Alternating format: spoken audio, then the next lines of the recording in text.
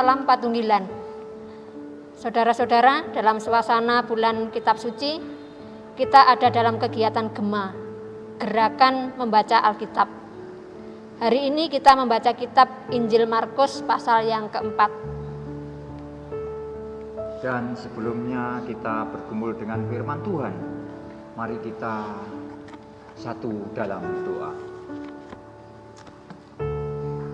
Allah sumber kekuatan dan pengharapan kami, puji sembah sujud syukur kami panjatkan kehadirat-Mu Tuhan. Kami boleh belajar tentang firman-Mu. Mampukan setiap kami dan bukalah pintu hati kami untuk bisa kami lakukan dalam kegiatan dan apa yang kami lakukan hari demi hari. Berfirmanlah Tuhan, kami hamba-Mu sudah siap untuk mendengarkannya. Amin. Markus pasal 4. Pada suatu kali,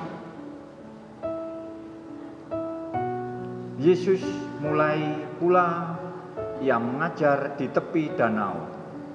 Maka datanglah orang banyak yang sangat besar jumlahnya, mengerumuni dia, sehingga ia naik ke sebuah perahu yang sedang berlabuh, lalu duduk di situ. Sedangkan semua orang banyak itu di darat, di tepi danau itu. Dan ia mengajarkan banyak hal dalam perumpamaan kepada mereka. Dalam ajarannya itu, ia berkata kepada mereka, "Dengarlah, adakah seorang penabur keluar untuk menabur? Pada waktu ia menabur, sebagian benih itu jatuh di pinggir jalan. Lalu datanglah burung dan memakannya sampai habis. Sebagian jatuh di tanah yang berbatu-batu, yang tidak banyak tanahnya. Lalu benih itu pun segera tumbuh, karena tanahnya tipis.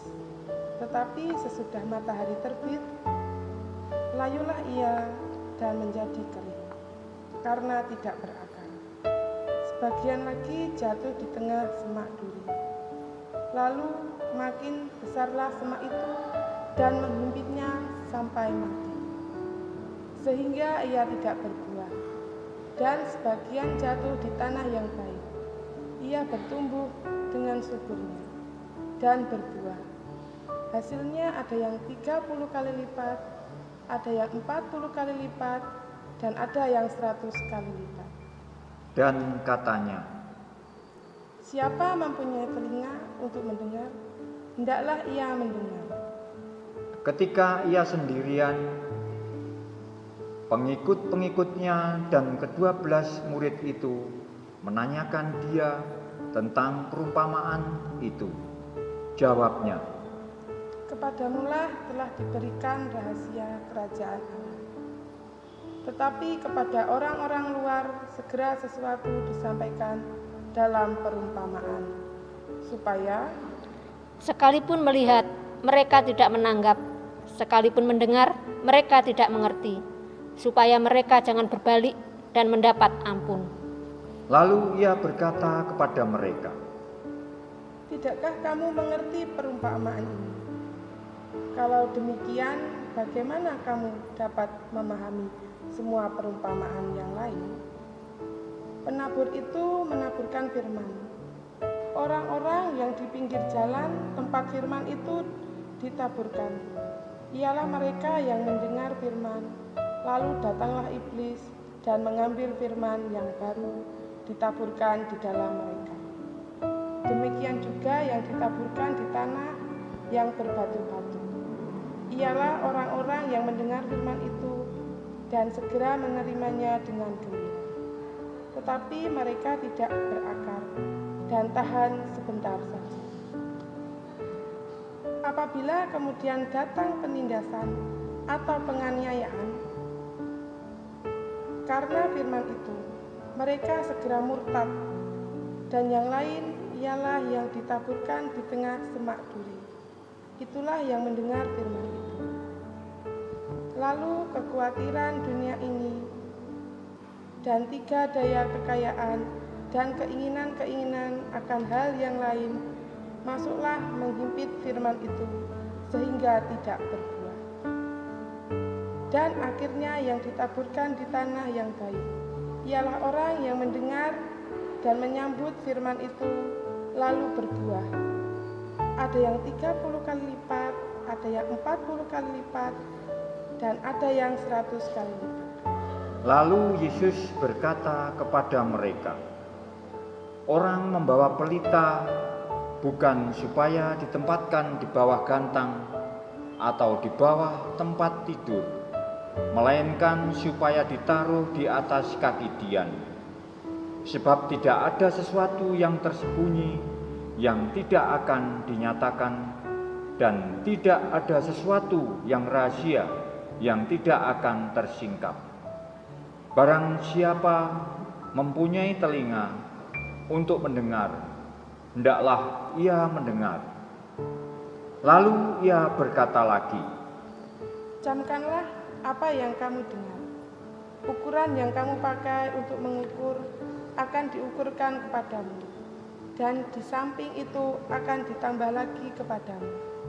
Karena siapa yang mempunyai kepadanya akan diberi, tetapi siapa yang tidak mempunyai, apapun juga yang ada padanya akan diambil daripadanya. Lalu kata Yesus, Beginilah hal kerajaan Allah itu. Seumpama orang-orang menaburkan benih di tanah, ia lupa pada malam hari ia tidur, dan pada siang hari ia bangun, dan benih itu mengeluarkan tunas, dan tunas itu makin tinggi. Bagaimana terjadi tidak diketahui orang itu. Bumi dengan sendirinya mengeluarkan buah. Mula-mula tangkainya, lalu bulirnya, kemudian butir-butir yang penuh isinya dalam bulir itu. Apabila buah itu sudah cukup masak, orang itu segera menyambit sebab musim menuai sudah tiba. katanya lagi, Dengan apa hendak kita membandingkan kerajaan Allah itu? Atau dengan perumpamaan manakah hendaknya kita mengambil? Hal kerajaan itu seumpama biji sesawi yang ditaburkan di tanah. Memang biji itu yang paling kecil daripada segala jenis benih yang ada di bumi. Tetapi apabila ia ditaburkan, ia tumbuh dan menjadi lebih besar daripada segala sayuran yang lain dan mengeluarkan cabang-cabang yang besar, sehingga burung-burung di udara dapat bersarang dalam naungannya. Dalam banyak perumpamaan yang semacam itu, ia memberitakan firman kepada mereka sesuai dengan pengertian mereka. Dan tanpa perumpamaan ia tidak berkata-kata kepada mereka. Tetapi kepada murid-muridnya ia menguraikan segala sesuatu secara tersendiri. Pada hari itu, waktu hari sudah petang, Yesus berkata kepada mereka, Marilah kita bertolak ke seberang. Mereka meninggalkan orang banyak itu, lalu bertolak dan membawa Yesus beserta dengan mereka dalam perahu di mana Yesus telah duduk, dan perahu-perahu lain juga menyertai Dia. Lalu mengamuklah taupan yang sangat dahsyat, dan ombak menyembur masuk ke dalam perahu, sehingga perahu itu mulai penuh dengan air. Pada waktu itu Yesus sedang tidur di buritan di sebuah tilam. Maka murid-muridnya membangunkan Dia dan berkata kepadanya, Guru, engkau tidak peduli kalau kita binasa? Ia pun bangun, menghardik angin itu dan berkata kepada danau itu, "Diam, tenanglah." Lalu angin itu reda dan danau itu menjadi teduh sekali. Lalu ia berkata kepada mereka, mengapa kamu begitu takut? Mengapa kamu tidak percaya? Mereka menjadi sangat takut dan berkata seorang kepada yang lain, Siapa gerangan orang ini, sehingga angin dan danau pun taat kepadanya. Amin. Salam Patunggilan. Pada hari ini kita memasuki bulan Kitab Suci. Di bulan Kitab Suci ini kita menjadikan kegiatan gemar membaca Alkitab. Bacaan kita hari ini terambil dari Injil Markus pasal yang kelima ayat 1 sampai yang ke-43.